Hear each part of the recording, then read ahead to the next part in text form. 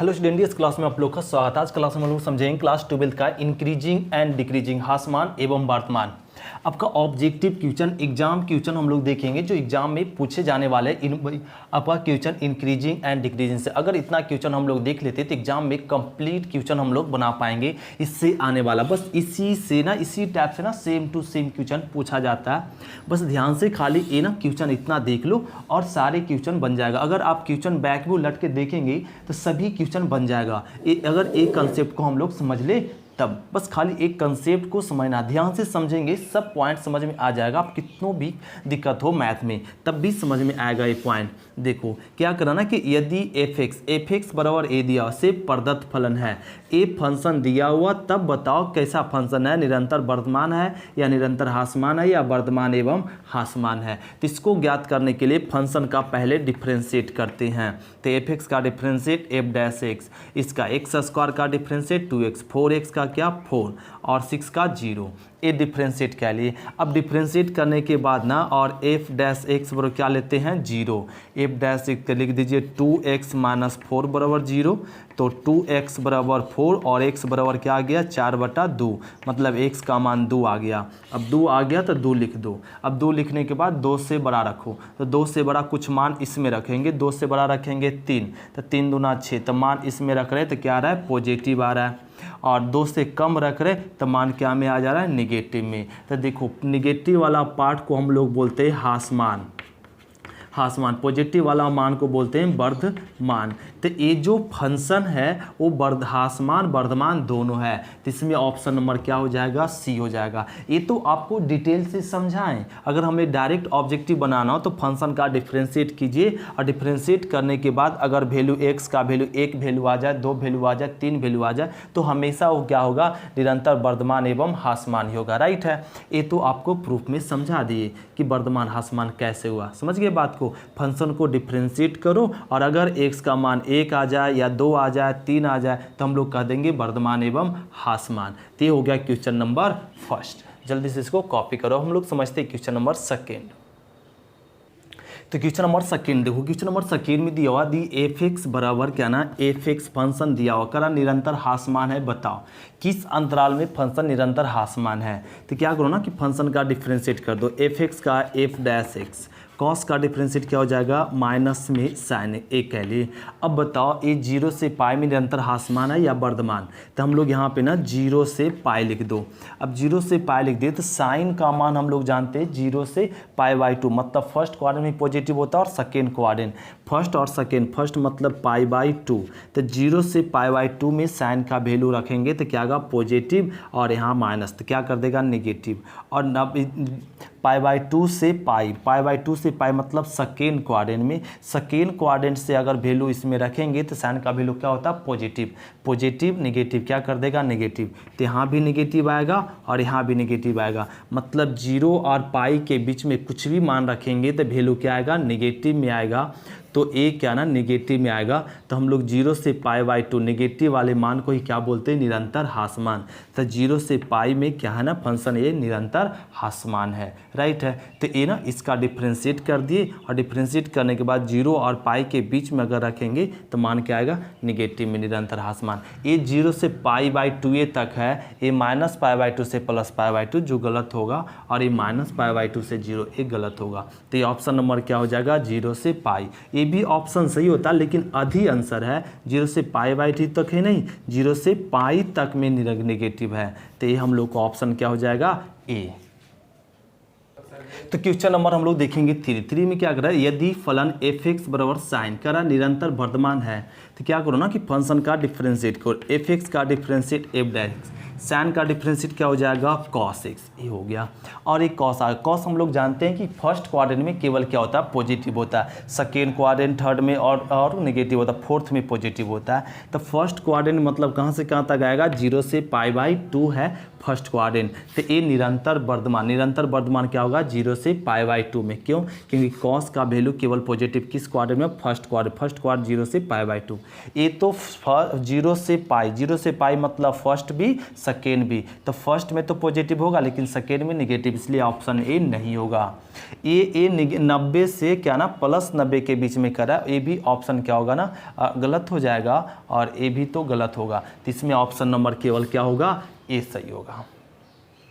तो question number हम समझेंगे 4। क्वेश्चन नंबर 4 में क्या करा कि यदि फलन दिया हुआ, क्या दिया हुआ? f(x) = 3(7x - 3 करा। r एक वर्धमान एक फलन है। तो एक फलन कैसा फंक्शन है? निरंतर वर्धमान या निरंतर ह्रासमान या वर्धमान एवं ह्रासमान या नन ऑफ दीज। तो इसको भी करने के लिए फंक्शन का डिफ्रेंशिएट करो। f(x) का f'(x), 7x का डिफ्रेंशिएट 7 और 3 का 0 हो गया। तो अब देखो ये जो डिफ्रेंशिएट किए इसका वैल्यू 0 से बड़ा छोटा आएगा क्या? नो, 0 से हमेशा क्या है? बड़ा होगा, और 0 के बराबर भी नहीं होगा। अगर 0 से बड़ा आता है वैल्यू और 0 के बराबर नहीं आता है तब हम लोग बोलेंगे निरंतर क्या फंक्शन? वर्धमान है। अगर 0 से छोटा आ जाता तब तो कह देते निरंतर ह्रासमान, लेकिन ए क्या वैल्यू आ रहा है? 0 से बड़ा आ रहा है। इसका वैल्यू 0 भी नहीं आएगा और ना ही 0 छोटा आएगा। इसका जब भी वैल्यू आएगा 0 से बड़ा आ रहा है। तो ये कैसा फंक्शन है? निरंतर वर्धमान फलन है। तो ये हो गया आंसर ना। इसका चौथा का क्या हो गया आंसर? ए। अब हम लोग समझते हैं क्वेश्चन नंबर 5।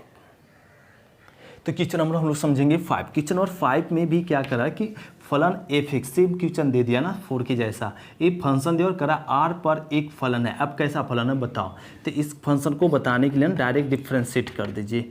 f(x) का f'(x), 8x का डिफ्रेंशिएट 8 और 3/2 का डिफरेंस मतलब कांस्टेंट का डिफरेंस 0। तो ये जो डिफ्रेंशिएट किए इसका वैल्यू 0 से क्या छोटा होगा? नहीं, 0 से बड़ा आ रहा है, बराबर भी नहीं। तो इसमें भी ऑप्शन क्या होगा? ए होगा, निरंतर वर्धमान होगा। तो ये हो गया क्वेश्चन नंबर 5। अब हम लोग समझते हैं क्वेश्चन नंबर 6। इसको जल्दी से कॉपी करो।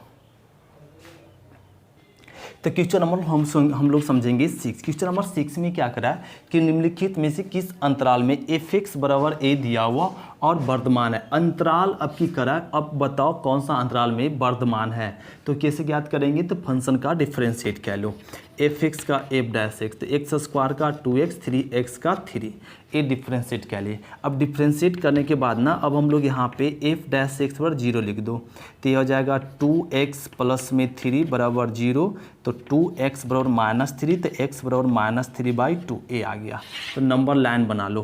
तो ये नंबर लाइन बना लिए। अब माइनस में क्या आ गया? 3/2, -3/2, ए -इन्फिनाइट और ए +इन्फिनाइट। अब -3/2 से ना बड़ा मान रख लीजिए 0, तो 0 रखेंगे और इसमें रख लो 0 रखेंगे तो वैल्यू क्या आएगा? 3, वो पॉजिटिव में आ जाएगा। तो इधर का मान पॉजिटिव आया तो इधर अवश्य मान क्या आएगा? नेगेटिव। अब हमें क्या करा? वर्धमान। तो प्लस वाला मान क्या कहलाता है? वर्धमान, इंक्रीजिंग कहलाता है। तो वर्धमान कहाँ से कहाँ तक आएगा? -3/2 से कहाँ तक? इन्फिनाइट तक। प्लस वाला मान कहाँ से कहाँ तक हो रहा है? यहाँ से यहाँ तक। तो इसका वर्धमान भी कहाँ से कहाँ तक होगा? -3/2 से इन्फिनाइट। इसमें ऑप्शन नंबर क्या हो जाएगा? बी। इस तरीके से हम लोग क्या ना अंतराल ज्ञात करते हैं, राइट है, अंतराल ज्ञात करते हैं। अगर ह्रासमान कहता तो नेगेटिव का मान कहाँ से कहाँ तक हो रहा है? -इन्फिनाइट से -3/2 तक हो रहा था, तो इसका नेगेटिव मान ए होता। लेकिन पॉजिटिव वर्धमान बोला तो वर्धमान ये हो गया। तो क्वेश्चन नंबर हम लोग 7 देखो। 7 में क्या करा? निम्नलिखित में से किस अंतराल में y = a वर्धमान है? सो पूछ रहा है। तो y = a दिया हुआ, तो वर्धमान अब इसमें से कौन सा अंतराल में वर्धमान है? a दिखाना है। तो इसको भी दिखाने के लिए ना y का डिफ्रेंशिएट करो। y का डिफ्रेंशिएट क्या हो जाएगा? dy/dx और u × v चलेगा। x² का डिफ्रेंशिएट क्या हो जाएगा? 2x, तो e⁻⁻x कांस्टेंट में और प्लस। अब x² कांस्टेंट में रह जाएगा। e⁻⁻x का डिफ्रेंशिएट e⁻⁻x इंटू x के साथ जो गुना क्या है ना -1, तो गुना हो जाएगा। ए कह ले। अब देखो इसमें कॉमन दिख गया x e⁻⁻x, तो यहाँ बचेगा क्या ना और बच जाएगा 2 बच जाएगा और प्लस माइनस और x बच जाएगा। ए आ गया। अब यहाँ से D Y by D X से निकल गया। अब हम लोग यहाँ पे D Y by D X बराबर क्या कह लो, जीरो, जीरो कह लिए। D Y by D X का मान रख दो, एक्स ई पर पावर माइनस एक्स और 2 माइनस एक्स बराबर जीरो। तो यहाँ से एक वैल्यू निकलेगा एक्स बराबर जीरो और यहाँ से एक्स वैल्यू निकलेगा एक्स बराबर 2। तो क्या वैल्यू निकला, 2 वैल्यू। तो नंबर लाइन बना लो, माइनस इन्फिनाइट से प्लस इन्फिनाइट और 0 और 2। 2 से बड़ा मान रखो 3, 3 रखेंगे डिफरेंस, 3 रखेंगे तो क्या आएगा माइनस में, तो रिजल्ट क्या आ जाएगा माइनस में। नहीं 3 रखेंगे ना, 3 रखेंगे तो यहाँ क्या आ गया माइनस वन और इंटू में पॉजिटिव, निगेटिव इंटू पॉजिटिव क्या आएगा अब निगेटिव। तो ये निगेटिव है। अब यहाँ निगेटिव आया तो इसको चेक करने की ज़रूरत नहीं, पॉजिटिव इधर निगेटिव। तो प्लस वाला मान कहाँ से कहाँ तक आ रहा है, 0 से 2 तक आ रहा है। तो इसमें ऑप्शन नंबर क्या हो जाएगा डी। प्लस वाला ही मान क्या कहलाता है, वर्धमान कहलाता है। तो वर्धमान मान कहाँ से कहाँ तक होगा, 0 से 2 तक होगा। तो इसमें ऑप्शन नंबर क्या हो जाएगा, डी हो गया, राइट। एक क्वेश्चन नंबर हम लोग 7 कह ले। अब हम लोग समझते 8। तो क्वेश्चन नंबर 8 देखो, 8 में क्या रहा है, एफ एक्स बराबर ए दिया कर रहा है, वर्तमान फलन है बताओ। तो वर्तमान फलन है तो फंक्शन का क्या करो ना, डिफरेंशिएट कर दो। एक्स क्यू का डिफरेंशिएट क्या हो जाएगा 3x स्क्वायर, 27 एक्स का डिफरेंशिएट क्या ना 27, 8 का क्या हो जाएगा 0, ए डिफरेंस। अब यहाँ पे ना एफ डैश एक्स पर क्या करना होता है 0, एफ डैश एक्स का मान लिख दो, 3x स्क्वायर माइनस 27 बराबर 0। तो 3x स्क्वायर क्या आ गया 27, तो ए आ गया 9 27, तो एक्स स्क्वायर, स्क्वायर उधर जाएगा तो रूट में, तो एक्स का वैल्यू क्या आ गया +-3, ए हो गया एक्स का वैल्यू +-3। मतलब यहाँ पे लिख देंगे -3 से +3, एक्स का 2 वैल्यू आया।